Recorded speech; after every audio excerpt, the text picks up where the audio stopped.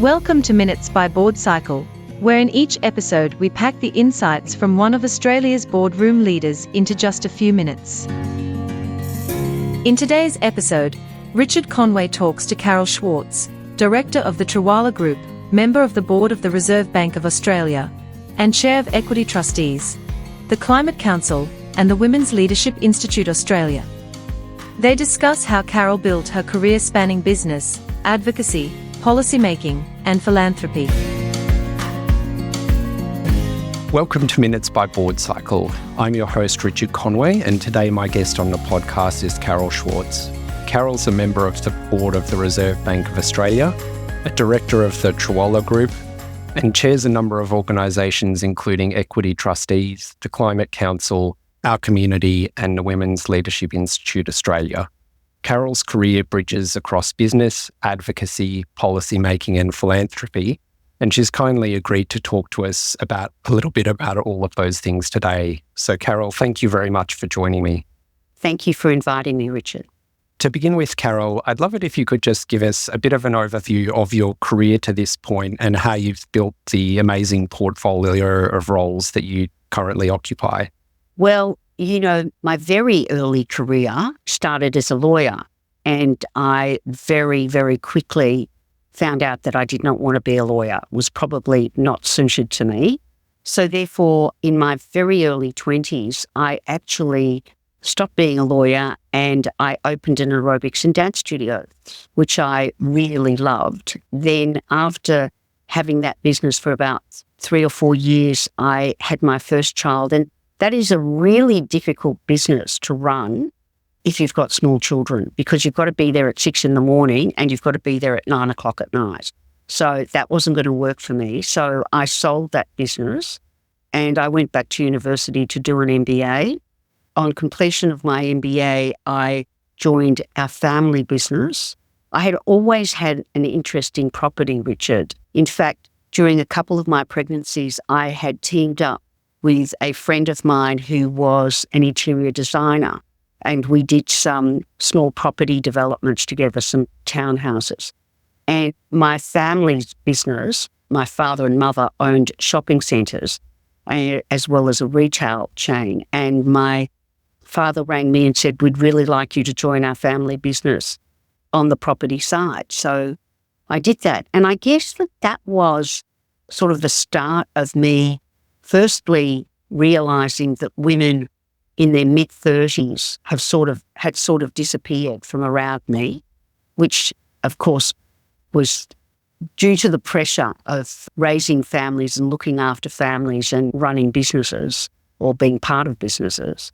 So being part of the property industry, which was incredibly male-dominated in those days, I'm talking about the early 90s, I was lucky enough to have some really interesting male mentors who were incredibly supportive of me. And so I joined the board of the Property Council in Victoria first. Then I became the first female president for the Property Council in Victoria. And I think actually nationally, there had been no other female presidents, I don't think, anywhere else. There might have been one in Tasmania. That was really the beginning of my board career in a commercial sense, because I had actually been on the Comedy Festival board for the Department of Tourism, which was an amazing experience, very funny. So I guess that sort of introduced me into the world of commercial boards, and the fact there were no other women around me gave me the opportunity to bring other women who were doing interesting things but under-acknowledged in the property industry onto the board with me. That sort of went from strength to strength. And then I became the national president of the Property Council, which again was a whole other ballgame because it was much bigger, much more diverse, no other women. I have to share with you, Richard, that I saw it as a personal failure of mine that there was not another female national president of the Property Council for 17 years. And I found that frustrating and I found it very upsetting. During my time at the Property Council, I guess, I had a particular profile and I was then approached to sit on various government boards, do some government inquiries. And so my skill base really increased. Although in a business context, I have to say, I come from a very entrepreneurial family. I am entrepreneurial myself at my heart. So I did find adapting to boards and the rules around conduct, or the way one has to conduct compliance and risk. And it was interesting learnings for me, because when one is an entrepreneur, particularly a self-funded entrepreneur, one is able to take risks that would probably scare somebody, make someone else's hair fall out because they're so scary. But growing up in an entrepreneurial family, I always saw those sorts of challenges as being very exciting, not scary at all. So I think that the Property Council and my profile that was raised through the Property Council actually gave me access to a whole lot of other things in a whole lot of different ways, because I was a very good chair, because I am a good conductor, and I am able to bring the best out of people who sit around a table with me. And I think that that was noticed, and I think that that's why I was invited onto other boards, because I had a real contribution to make. And Carol, one thing that I've found I think is quite unique looking at your roles in preparation for this podcast is that you have very strong roles in all of these different areas. So strong role in the business and commercial and entrepreneurial area, like you just described. You're also leading in sort of the advocacy areas on social and societal issues and women's leadership, similarly in policy making at the RBA and philanthropy. And so I guess what I wanted to ask you is, do you see yourself primarily as one thing or another? Are you a business person first and a philanthropist second, or are they all part of the same thing from your perspective? Oh, that's such an interesting question. Nobody's ever asked me that. I think that, one can be multidimensional, and I see myself really being multidimensional. I am a really good multitasker most of the time. I'm also really well organised, and I have really good support systems. Today, for example, I go from this sort of podcast to a totally different meeting next, to a totally different meeting next. So I'm constantly switching hats, and I've been used to that for a very long time now. And most of the time, I'm very energised by that, very energised. It's different people, different interactions, different subject matter.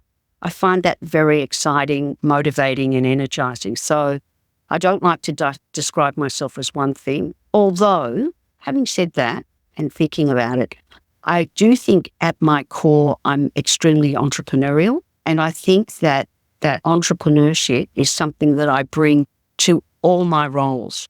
So I think of myself as a very entrepreneurial philanthropist.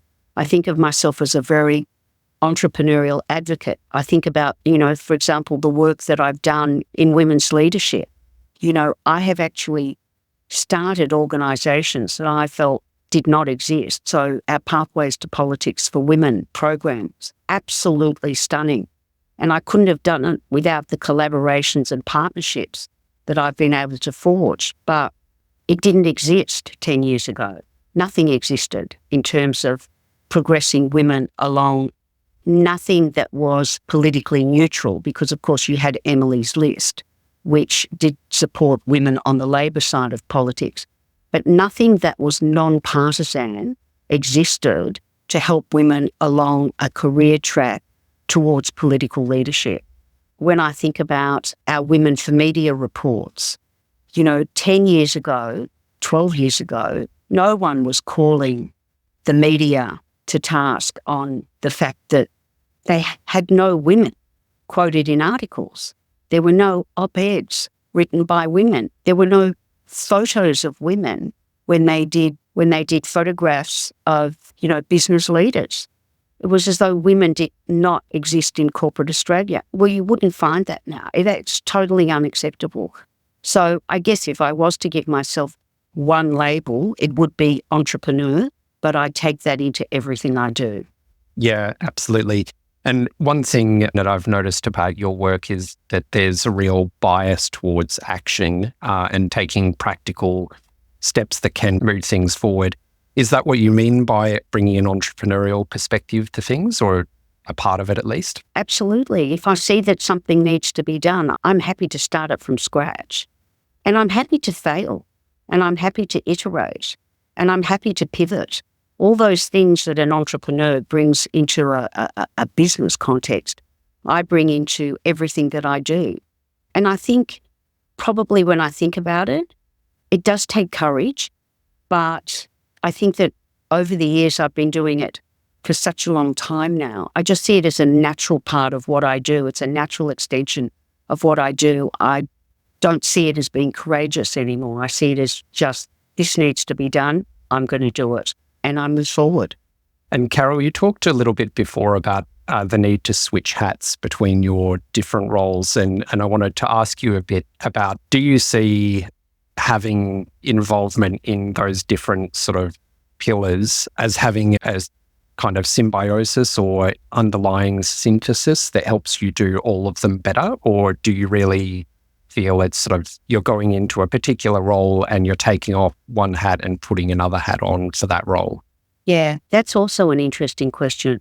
I think you do change hats. However, I think there are common underlying themes that exist in everything you do. And you also learn from every different situation. And that creates the synergy, because you might be on the board of a not-for-profit, for example, where you learn one thing that you bring to your commercial board, which is also something that you can bring to the private equity businesses that you're involved with, which can then be brought to the founder businesses that you're involved with. So, yeah, I think that keeping an open mind as to what learnings you can bring to your different sort of situations and contexts is very, very important.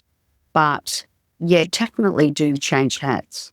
And a last question I wanted to ask you, Carol, might be a bit of a tricky one, which is that in some of your roles, particularly in sort of the advocacy and policy making areas, some of the things that you and your colleagues are making decisions about or pushing forward can really have quite broad and long-term impacts on large numbers of people. And so I guess I imagine that there's a weight of responsibility that comes with that. And I was wondering how you deal with that weight of responsibility, how you contextualize those kind of decisions that can have ramifications that are hard to predict, potentially for very long periods beyond your tenure in those positions. With great anxiety, with great attention and concentration, and with great seriousness. You know, there are roles that one plays in one's life where, as you say, the consequences can be enormous. One has to have a real serious commitment and conviction around the sorts of decisions one's making.